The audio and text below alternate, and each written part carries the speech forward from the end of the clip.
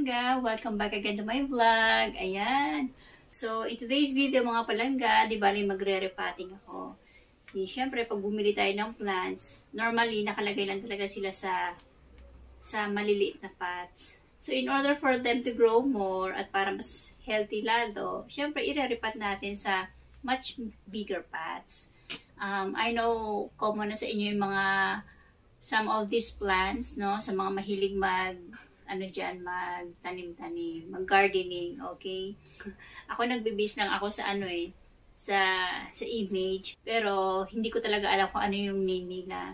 So, buti na lang talaga mga palangga, ang laking tulong talaga ng mga application or apps dun sa ating cellphone na pwede i-download, na ang tawag dun ay Plants Identifier. Ayan. So, nag-download ako ng Plants Identifier. Pipicturean mo lang sila. And then, ayun, makikita mo na dun kung anong klaseng plants ang meron ka. So, of course, ayan, yung pinaka-common nating nakikita, ayan, ito. So, nilagyan ko na lang siya ng name. So, ito yung common coleus. Common coleus, ayan. Same lang yan sila, mga coleus plants. So, nung sinearch ko siya, ang dami pala mga varieties niya. So, nagtataka ako, minsan napaisip ako paano nila nagagawa yung ganito. Is it, normal lang ba na magkaroon ng ganito? Or siguro nag-hybrid lang sila. For me lang, I don't know. I'm not so sure kung nag-hybrid sila ng mga plants para mas magkaroon ng mga kanya-kanyang variety. So anyway, second, ito. Same lang sila ng ayan, species of Hypostes or polka dot plant. Ito yung polka dot plants. Ayan. And also, itong klaseng plant na ito mga palangga ay napaka-common ito sa Pilipinas. Lagi ko siya nakikita minsan hindi nga, parang minsan nagiging damo na lang sa mga probinsya, yung mga hindi pinapansin. But dito, alam nyo, mas mahal pa siya. Mas mahal pa siya kesa sa dito. Diba? Small leaf spiderwort. Ayan, spiderwort pala to. So, meron siyang variety ng spiderwort. Ito pala yun. So, ito yung small leaf spiderwort. And, so, ito yung variety. Ibang variety niya ng silver inch plant. So, itong dalawa pala na itong mga palangga ay spiderwort. Species of spiderworts. So, next mga palangga, yung pinaka-common natin nakikita sa mga garden ng ating mga lola. And also, ayan. Ito palang klaseng plant na itong mga palangga. Wait lang, wala nahulog. So, itong klaseng plant pala mga palangga ay, yan, ito ay garden croton or a species of codium. Codium, yan. Parang ganyan. So, itong mga palangga, I'm not so sure. Meron, itong gusto ni tatay, pinili niya ito, which is maganda naman talaga. Pero I'm not so sure kung pwede siya pang indoor. Ang name nito is Lausanne cypress. Ayan. Species of cypresses. Anyway, and also, ito, nakita nyo na ito Ito yung pinakauna-una. Ito yung pinakauna-unahang plants ko nung last year pa. Yung pinaka-original ng plant niya, yung sanga niya, is niregalo ko sa aking kaibigan or ayun, binigay ko. Pero, nagpitas ako ng 3 stem at tinanim ko. So, ito, tumutubo na siya mga palangga. Madali lang siyang patubuin. Pero, bakit nandito siya? Kasama siya sa aking ire-repot. Yes, ire-repot ko siya kasi ito ay isang klase ng hanging plants. So, ivy siya. Swedish ivy or Cuban oregano. So, anyway mga palangga, wala nang patumpik-tumpik pa at samahan nyo ako sa pag-repot ng aking panibagong mga plants. So, unahin ko muna itong yung ivy, Cuban oregano. So, ibaba ko muna itong mga plants na ito. So, di bali dito ko ililipat yung panghanging plants. Ito yung binili namin kahapon. Ang mahal, no? Simpleng ganito lang, pero nasa na siya, about 4 euros. So, anyway, it's time to repot mga palangga.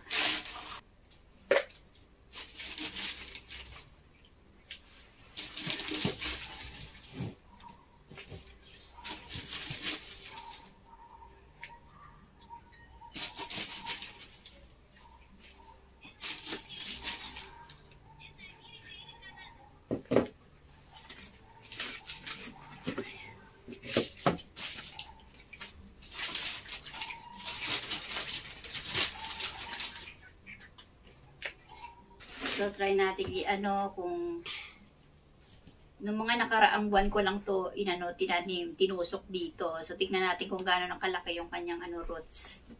Nagre-resist siya. So, meaning talagang na yung ugat niya. Ayun look mga palangga.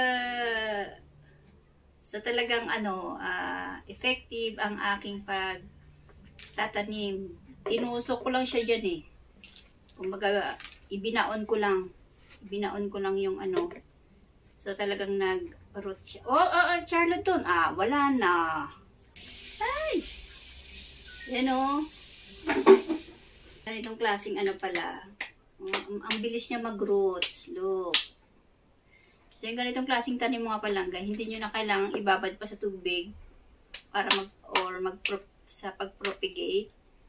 Mommy, there's roots. Yeah, there's roots. Alaga ako na to ng buong taon last year. Yung binigay ko nga sa friend ko. So, alam ko na kung paano siya alagaan.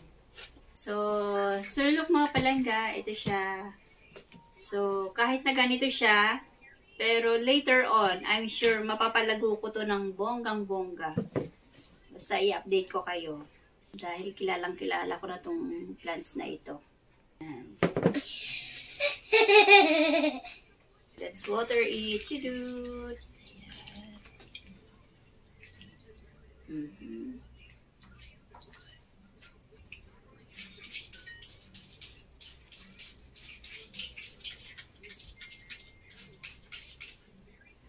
So, isa-set aside ko lang dito sa tabi.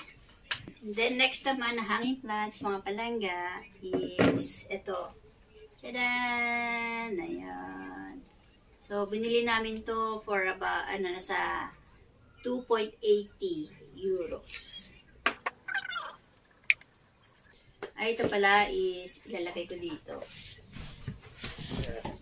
dito.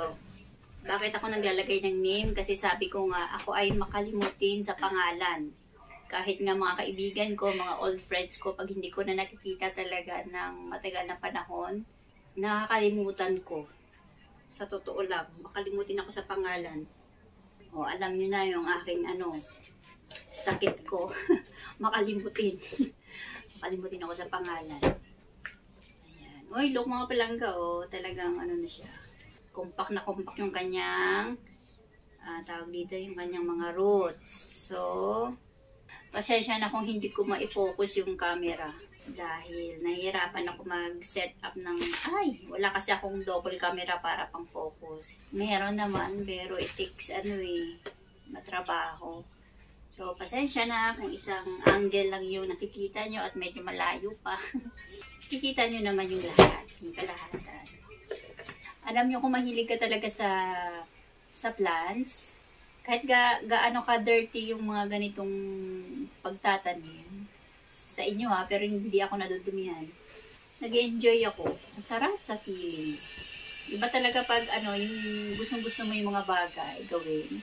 Kahit masalimuot tignan, kahit madumi, makalat, but it's very satisfying talaga.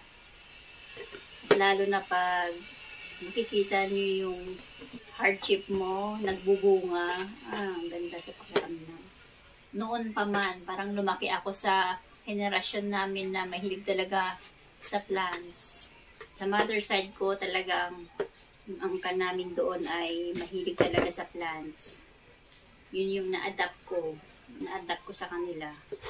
Sabi ko nga, meron nga akong Facebook post. Sabi ko, yung caption ko doon is sign ng pag tumatanda ka na. Kasi, yung focus mo ay nasa plants na lang, yung sa mga bagay na nakakapagpasaya sa'yo.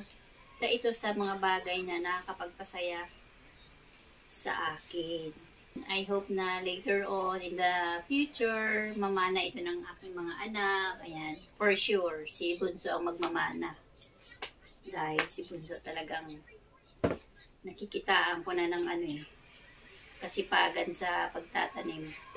Actually, kung hindi nyo alam, sa aming malaking tirasa doon, meron siyang dinanim na na potatoes. Yung nilagay niya lang sa sa isang pot kasi merong vacant na pot. Tinanim niya doon sa soil. Ngayon ang laki-laki na ng ng potato. Pero next time, ipapakita ko sa inyo. Pa-flower na nga eh. Kanina niyayaya niya ako lumabas.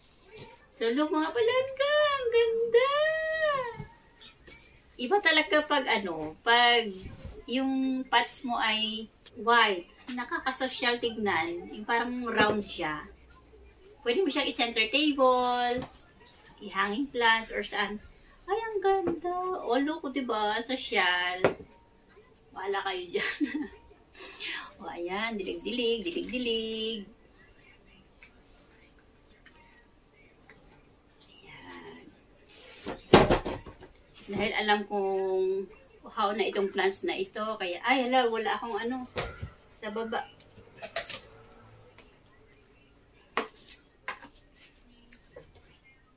Ayan.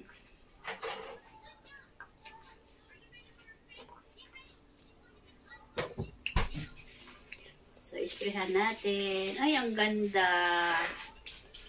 Ang ganda, ganda. So, shout out dyan sa aking mga friends dito sa Madrid. Kung kayo po ay magbibisita sa aming bahay, paalala, bawal humingi. Bawal humingi ng plants. Iba talaga kasi, wait lang kayo, iba kasi yung ako yung magbibigay from my heart. Iba kasi yung hihingi kayo eh. O, paano pag humingi kayo against sa puso ko? Masasaktan ako deep inside. O, shout out dyan. Bahala kayo dyan. Mga palangga. So, mamaya ko na ilagay sa taas. I-set aside ko muna dito. Ayan. So, nakadalawa na ako. So, second is, ito na lang. Ito na lang pala mga palangga. Ito, ganyan. Red. Ito yung gustong-gusto ni Carl. Gusto ko rin naman, pero yun lang, natatakot ako baka hindi siya pwede sa indoor. Hindi ko rin na-research. Ito yung cypress. Ayan. Cypress. Low sans prices. So, dito ko siya ilalagay. Tadaan!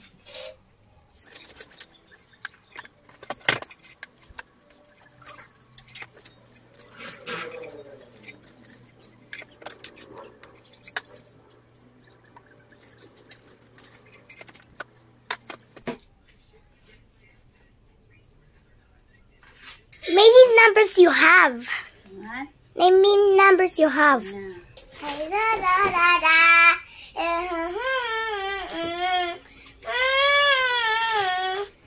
Da, da, da, da, ra, ra, ra, ra. With mommy. Press, okay? Okay. So, ito na siya mga palangga. Finally, nailipat ko na rin siya at perfect siya. Kasi parang pang Christmas. O, diba? Red and parang pine tree, variety ng pine tree. So, lagyan ko siya, kasi umaalog-alog siya, oh. So, lalagyan ko siya ng agua. Para mag-compact yung kanyang, compact ba o compress? Compress yung kanyang, ay, wala na akong agua.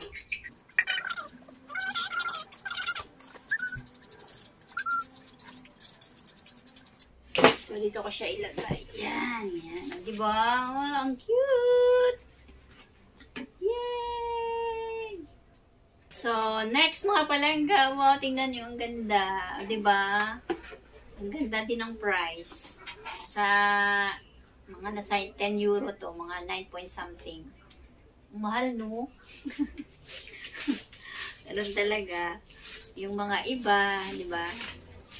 They spent a lot of money for the bags, makeups, clothes, fashion, or kung ano-ano pa. Well, para sa inyo, it's so cheap, diba? Pero para sa akin, yung mga ganyang price is medyo kamahalan na. Pero it's really worth it naman para sa iyong bahay. Diba? Tingnan mo, ang ganda-ganda, oh. Parang hindi mo siya mapagkakamalan na plastic. Plastic siya eh.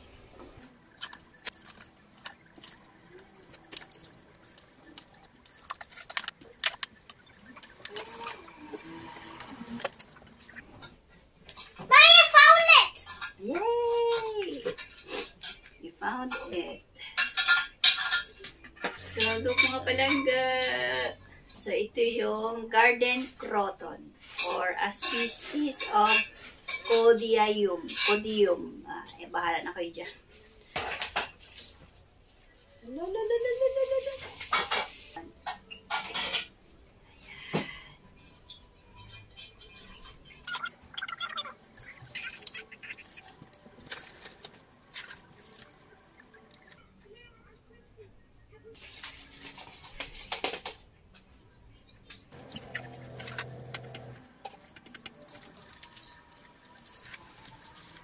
So, ayan mga palangga, finally, ito na siya. Look. Ayan. It's time to water it.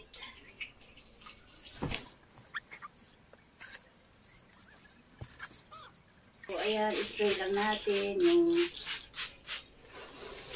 lips niya. Alam mo, na-appreciate ko yung mga bawat dots niya. Ewan ko kung nakikita nyo. Ayan o. May mga dots-dots siya. Ayan. Ang cute. So, ayan. Finally, tapos na ako. Ay! Yes, yes, yes, yes! Yes, yes, yes, yes! Mommy, Yes? it's moving. Ha? No! No, Charlotte! So, next naman mga palangga, ito, yung, ano bang tawag dito? Sa ano na to? Sabi ko na nga ba, makalimutin ako eh. Ano ba yan? Ayun, Coleus. Coleus. Ayan, Coleus. So, gusto ko sana siya dito, ilagay. Pero, hindi na. Kasi si ate nagtatanim din ng plants. So, meron kaming mini garden doon sa aming, yung sa room, meron siyang parang, yung sa window, pwede mong pagtamnan, lagyan ng plants. So, ito yun. Dalawa to nasa taas yung isa. So, meron siyang plants doon na parang mosquito plant, para sa mosquito, and doon, and isa naman yung rosemary, yung nilalagay sa chicken, i-bake or something like that. Yung kanya naman, gusto niyang rosemary is because para daw sa hair, pampa-hair growth. Pinapakaluan niya yon and nilalagay niya ng ginger. Ayan, isi-strain and then i-spray sa hair niya. Hair growth yun. Yung sa rosemary. We will see kung effective yung pinagagawa niya. So, ito muna tayo sa Coleus. Dalawa siya. Ayan, dalawa siya. So, kanya-kanya silang pot. So, dito sila. Yan, dito sila. Yung mga pots ko mga palangga, may mga butas na yan lahat. Pinagbubutas ko na yan. So, I'm sure itong plant na ito ay uhaw na. Napaka-dry ng ano niya. Napaka-dry ng kanyang.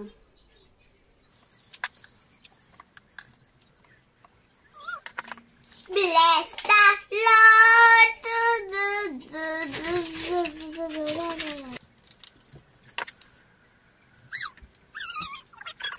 So, ayan siya mga palangga.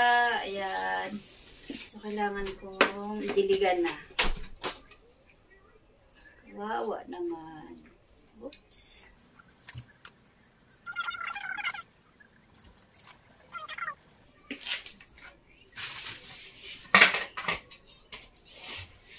Hindi ko pala na-sprayhan.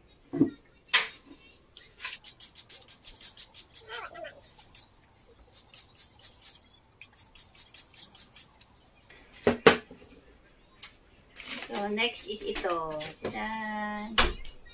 Ito yung gusto ni tatay eh. Ayan. Ito, medyo hindi siya dry. Nadiligan.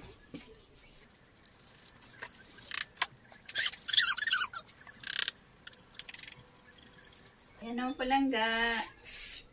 So, diligan natin.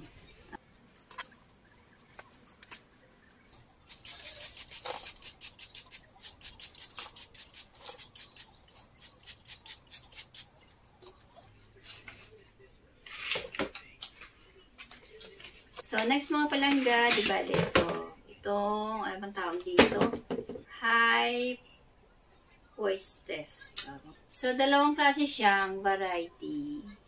May pagka pinkish and ayun, polka dots na ano. So, itry kong isang pot lang sila.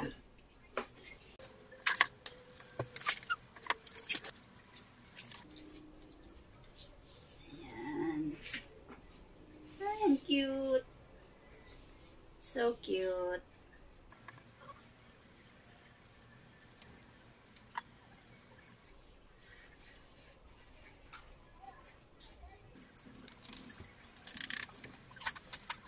I made faster to be over.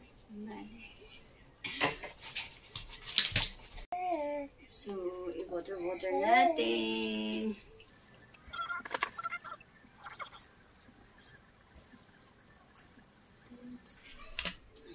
Ito siya. Look, mga palengga! Ang cute! Sprayan muna natin para ano, di ba? Ma-feel nila yung ano ngayon. Ayan siya. So, ito mga palangga, oh, look, yung yung spider wort ko, small leaf. So, gusto ko din sana itong ihangin eh. Pero, kukunin ko dun yung pot ni ate. So, ayun ang mga palangga, ito na yung kay ate, kinuha ko dun sa room.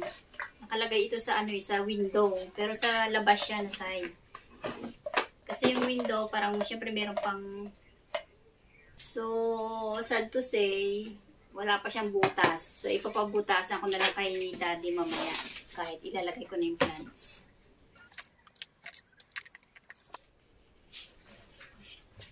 Nadiligan na kasi ni ate ito kanina. Kaya, ayan, dyan siya.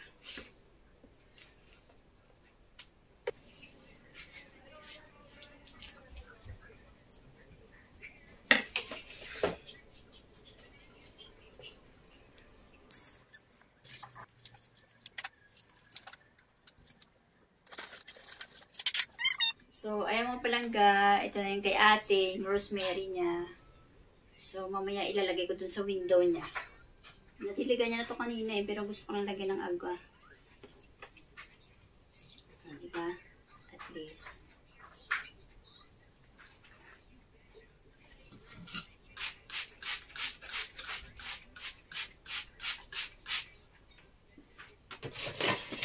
Ayan. Ito yung small leaf spider wort. Ayan, nilipat na natin siya dito. Well, ano kaya? Ayan. So, di bali dito ko siya ilalagay. Ito yung, ayan o.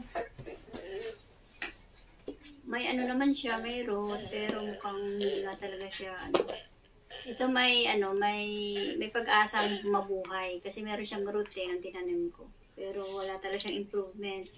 As long as nakikitaan ko ng life, hindi ako mag-give up. Ito din hindi naman siya nararatin, hindi siya nabubulok. Yun nga lang, yung kanyang leaves mukhang matamlay. Keep on, keep on faith. Kasi ang dami ko nang tinanim na photos na hindi ko siya binababad sa agwa. So, dinadirect ko talaga siya sa soil. Nabubuhay naman.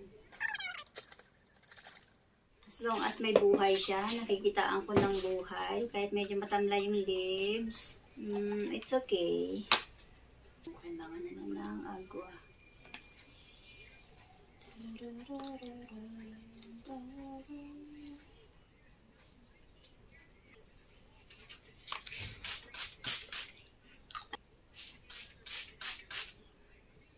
So, back to here.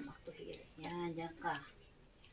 And then, ito naman, dito ko siya ililipat. Ito. Ito mga palangga. Wet pa naman siya. Kasi nung binili namin to, parang bagong dilig. Ayan.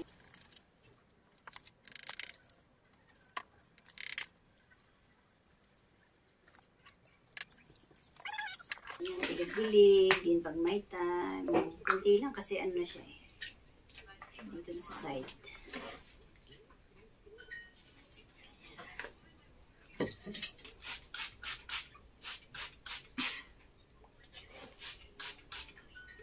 So, ayun siya mga palangga.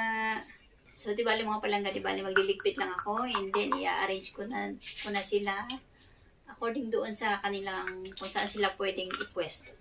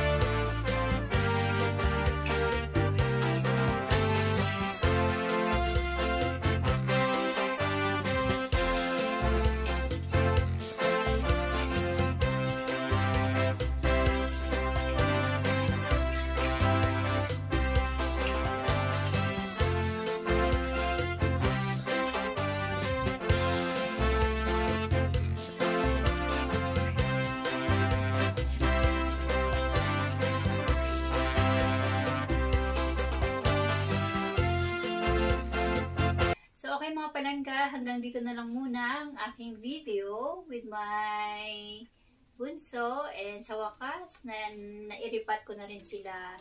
Okay, and I hope mga palangga na-inspire kayo sa aking munting mini garden at home. Okay? Kung ikaw ay taong bahay, like me, so why not try this one? So, thank you for watching mga palangga, and I hope to see you again next time. And hasta luego. God bless.